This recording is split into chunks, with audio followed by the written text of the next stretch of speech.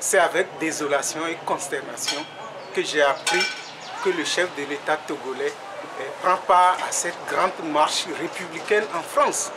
Vous savez, ce n'est pas seulement les frères Kouachi qui tuent la liberté d'expression en France. Faure Gnassingbé et son ami de toujours, Kokou Tozou, sont aussi des tueurs de la liberté d'expression et de la liberté de presse au Togo. Nous ne pouvons pas admettre que Faure Gnassingbé, c'est incompréhensible, inconcevable que Faure Gnassingbé interdit les marches de l'opposition chaque fois au Togo et puis aujourd'hui il va prendre part à une marche en France. C'est inconcevable. Peuple togolais, levez-vous. Vous devez comprendre que Faure Gnassingbé est en train de jouer avec nous. Mais vous savez, c'est triste. C'est triste. Parce que ces gens-là, si vous suivez l'actualité politique en ce moment, vous devez savoir que Faure Gnassingbé est en train de manipuler la démocratie au Togo. Il conduit le peuple togolais avec la dictature et prétend qu'il fait la démocratie. Depuis quand on a la liberté au Togo?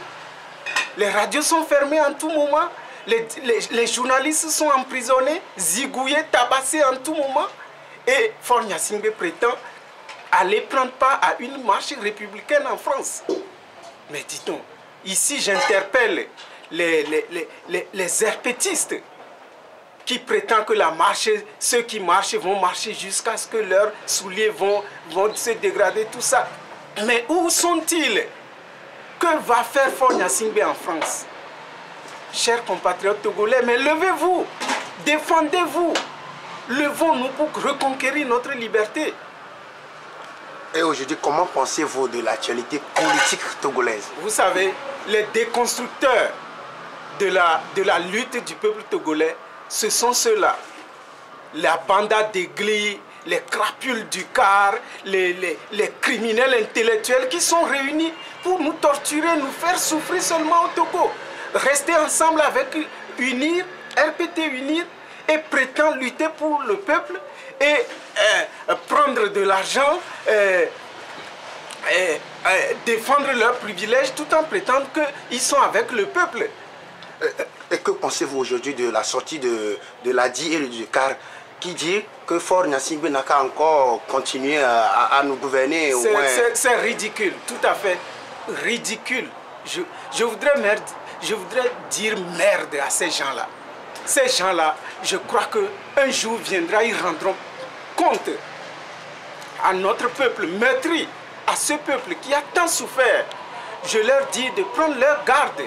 Un jour viendra, nous allons nous lever et ce n'est pas seulement les gens du pouvoir RPT UNIR que nous allons demander compte. Nous allons demander compte aussi aux gens du CAR, de l'ADI, qui prétendent qu'il faut encore donner 5 ans aux candidats du RPT UNIR. Mais UNIR les défie aujourd'hui que bon, oui, ils vont leur donner encore... Voilà, ils ont donné la main, comme a dit Sajavon, ils ont donné la main, maintenant on leur prend le bras et on va prendre leur propre corps. Mais ces gens-là sont des intellectuels, mais dis donc, l'intellectuel c'est qui? C'est quelqu'un qui doit éclairer le peuple. Aujourd'hui, ce n'est pas le cas de Maître Gbouibo et ses sbires. Je dis et je le répète, De Gaulle a dit que si tu veux conduire les hommes, il faut comprendre leurs souffrances et ensuite connaître ses propres faiblesses. Est-ce que Gbouibo a une fois posé les critiques de ses propres arguments? Est-ce que Maître Degli a une fois posé les critiques de ses propres arguments? Non.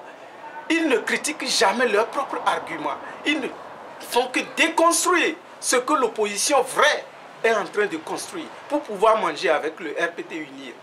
Je suis vraiment révolté et je demande à tous les peuples, à tous les Togolais, tous les composants du Togo de se lever et de dire non. Quand on n'est pas d'accord, on dit non. De nous lever ce mardi et de dire non à Faure Gnassingbé, à ces soi-disant opposants des opposants. Que pensez-vous de l'organisation de la société civile qui organise aujourd'hui tout prochainement des manifestations? Enfin, comment vous pensez à ces manifestations? C'est la seule stratégie. Vous l'avez vu au Burkina Faso. Il suffit de nous lever massivement. À Lomé, nous sommes combien? Nous sommes plus d'1 million d'habitants. Et 95%... Mais les gens ne sortent pas. Pourquoi les gens ne sortent pas? Mais les gens ne sortent pas. Je crois qu'il faut remobiliser la population.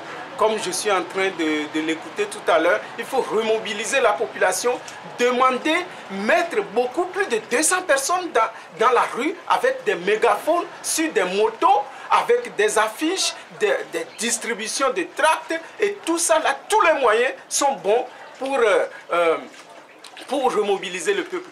Et je voudrais dire une chose à l'opposition. Ils disent souvent qu'ils n'ont pas les moyens. Mais allez chercher les moyens. Les moyens. Quels sont ces moyens que vous Les moyens, c'est de l'argent. Allez chercher de l'argent. Allez voir les milliardaires dans le monde entier que vous êtes en train de lutter pour la liberté, que vous n'avez pas les moyens. Ils vont vous sponsoriser.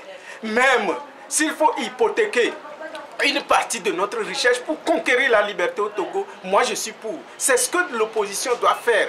Faire une communication massive. Je dis une communication massive pour démasquer ces criminels, pour démasquer ces crapules d'opposants, des opposants. Mais il faut le faire. Les gens ne sont pas tout à fait imprégnés de l'importance de la lutte. C'est ce qui fait que parfois les gens sont démobilisés, ils ne prennent même pas l'importance de la lutte qui se fait. Ils ne prennent même pas l'importance de la richesse, du pillage du pays. Mais il faut déployer les moyens qu'il faut. Ce n'est pas ce qu'on est en train de voir en ce moment. Et qu'en pensez-vous de la réaction qui vient sortir à Guillaume sur toutes les radios de la place? Vous savez, on dit souvent que, moi je dis, je ne veux pas la mort de personne. Mais je regrette la naissance de certaines personnes au Togo ici. Surtout, je regrette la naissance de ce fils, de ce criminel qui a tué des personnes ici au Togo, qui nous a massacrés.